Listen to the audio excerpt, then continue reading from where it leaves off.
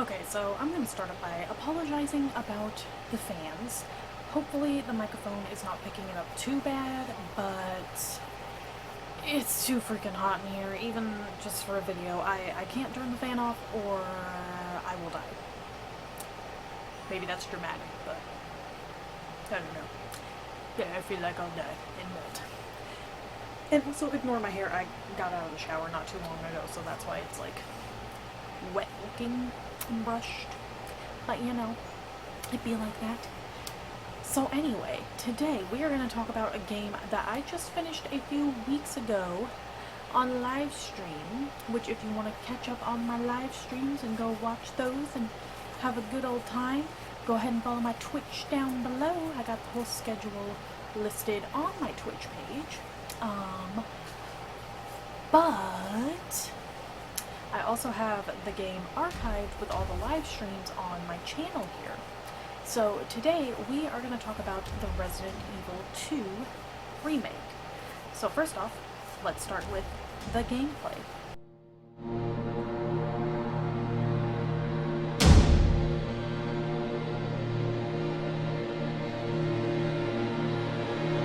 So gameplay, I mean, for the most part, it's, you know, like really any other shooter, and it's even like RE8, which I just talked about. You know, you have a lot of inventory management. You have to find, if you want more inventory space, you have to go around and find the hip pouches and everything. You get item boxes that, so these ones are like universally connected. Whereas I believe in the first original Resident Evil, they were not, if I'm remembering correctly. But these ones are universally connected, so, you know, you just have to manage your inventory smartly until you get more inventory space. If you're a noob, like me, and play on beginner, you do get aim assist, which is very helpful. I will admit, not gladly, but I will admit I'm a noob. I have no shame. I'll admit it. I'm not the best at video games, but I enjoy them and play them anyway, so what you gonna do about that? But, you know, basic controls, it's the over-the-shoulder third person, so the camera's pretty up close behind you, but controls, like, it runs really smooth, and if, you know, you are good at aiming, you don't need the aim assist. Like, it does aiming, it runs smoothly, the reload, like, runs great. The game looks really nice, too, of course. Like, I mean, I say it looks really nice, but there's a lot of gore, so I guess the gore looks good. But, like, it also just looks nice. Like, their facial animations and stuff are good. So, I guess if you like disembowelment, that's pretty. I don't know. I don't know your thing. But anyway, we're gonna move next on to the story.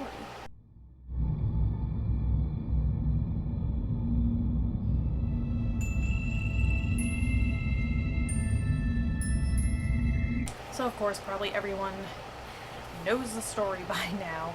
So there are some differences, obviously, between the remake and the original, such as the fact that in this, you know, Mr. X, he's got the free roaming in the police station, whereas obviously in the original they were not able to code that into the game, and someone like Marvin, he actually gets more character, like he was already just a dead police officer in the original. I don't know why I'm talking about this here, but we're gonna leave it there.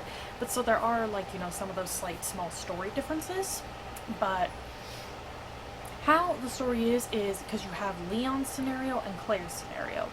So if you're starting out as Leon, you know, your first day going to be a cop in Raccoon City, stopping at a gas station, and zombies are already there, and you're like, what the heck is going on? So you meet up with Claire, and then you're like, okay, well, let's just go to Raccoon City and figure out what's going on.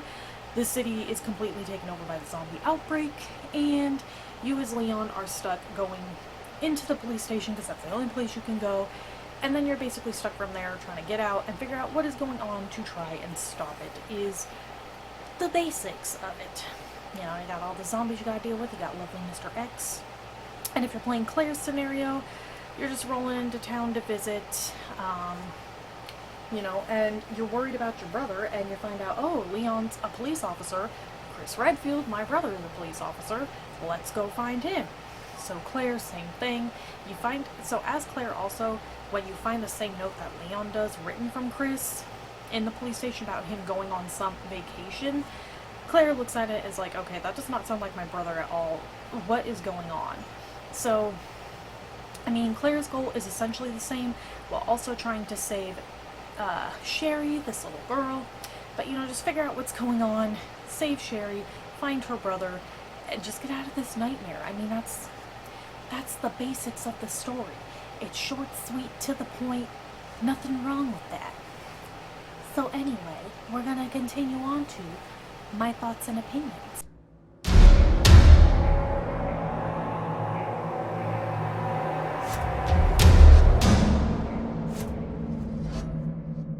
So, I am coming at this from the perspective of, I did not play the original Resident Evil 2. Because for the longest time, up until like near the end of high school, like my senior year or junior year, more like senior year actually, I hated horror stuff. So I didn't like horror games, books, shows, TV, movies. I didn't like any of it. And then, you know, senior year rolled around and sorry about that interruption, that was my husband. But anyway, well, I just didn't do the horror. So I didn't really, you know, even growing up, like, I didn't want those horror games. I was never interested in getting them, so, you know, now as an adult I'm experiencing this stuff. So I did, because my husband, when he bought Resident Evil 2, he got it with the original soundtrack and everything, and like all those sound bites. So I did play it with that to get the original soundtrack and sounds. Honestly, I think both are good, like the new and the old. It just depends on your preference, if you want more of that nostalgia and that classic feel, or if you want to get something new and fresh.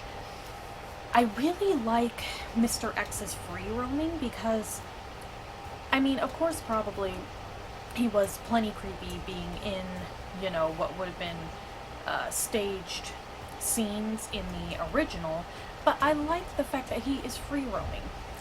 He can get a little annoying, because especially for Claire, I feel like he is very aggressive. That man will hunt you down to the ends of the earth constantly. Like, I feel he is extremely aggressive when you're playing Claire scenarios.